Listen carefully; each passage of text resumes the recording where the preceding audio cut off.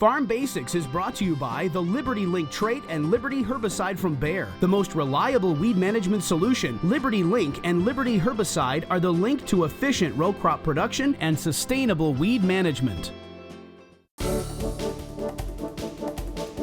During our Farm Basics time today, we're going to talk about the green bridge. Well, it sounds kind of like like a bridge we painted green, Darren. It sounds kind of like this bridge to nowhere, Brian, but what it is out in the field, you want to make sure that there's absolutely nothing growing for at least a couple of weeks before you plant the next crop. And here's why. You can harbor diseases and insects and other things like mites from one crop to the next. So whether you are a crop farmer or you just have a garden, or even if you're a complete non-farmer, you have nothing to do with it, we just wanted you to understand what this term is and why it's so important and how farmers go about eliminating the green bridge. When we think about continuous cereal production, this is where green bridge probably comes up more than anywhere else, because we have guys that are going from winter wheat and then the next year they're going to plant winter wheat again, and after harvest there may be some volunteer wheat that's out there, you know, some seed that didn't make it all into the combine and hauled away from the field. When that starts to regrow out in a field, now if there was a disease present in that wheat,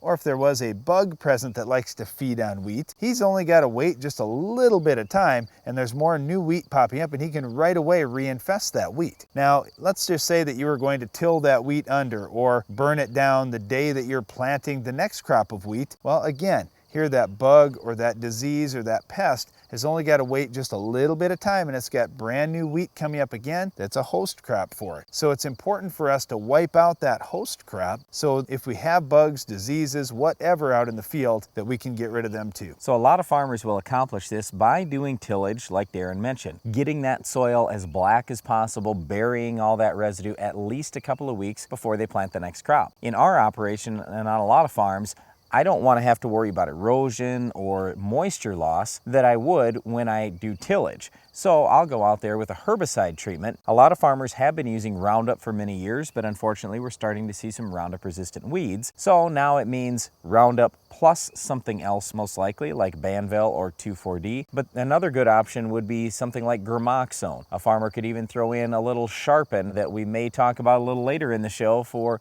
pre-emerge wheat application. So there are a number of different options that farmers have if they don't want to do tillage. Well, the thing I'm thinking about, Brian, and when you're talking about tillage, we're mainly looking at what we're going to wipe out for weeds. What I'm concerned about most are pests that we really can't control, like, for example, wheat curl mites. If we've got them out in a field, and we saw a number of them again this year for guys who didn't eliminate that green bridge, there really isn't a good treatment option. They are so small, they're so tough to get, and a lot of people just aren't applying miticides, and especially not doing it timely. So once we have those mite issues in our wheat, we're just stuck. We don't have options for wiping them out again, and we're going to lose lots of yield and lots of profit. So for farmers, it's important to get rid of that host crop that's out in the field for at least a couple of weeks before we're going to seed that next crop. That way we don't have problems like these mites. Well, it's not just the host crop, it's also weeds. And so this is one of the things in shorter growing season areas of our country where basically they harvest one crop and then they're planting winter wheat right behind it. What farmers in those areas will do is they'll do a pre-harvest burn down treatment. So if there are a few weeds, there is a little bit of green stuff left out there,